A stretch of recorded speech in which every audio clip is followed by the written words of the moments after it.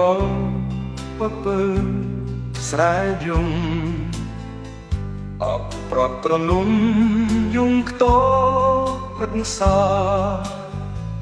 មេខ្មៅងងឹតបានបាត់ចាំគ្រាខ្ញុំឃ្លាតគ្រួសារអាចដារែងរៃជីវិតឆ្លងដែនភូលណែនអារា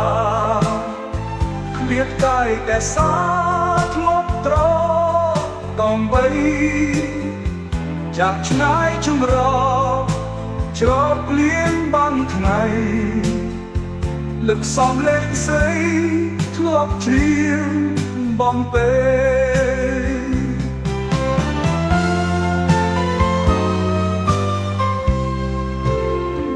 ជួអើយជួយបង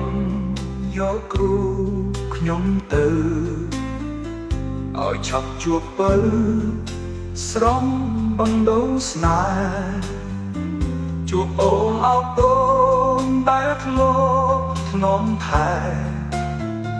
រួមរស់សាងស្នេហ៍ក្នុងផ្ទំភក្តីសូមផ្ញើចិត្តនឹងតាមខ្សែវត្តា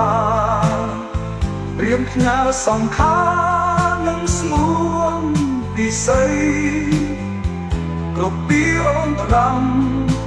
បងចាំសំដីរំដួលខែថ្មីយើងជួបគ្នាវិញ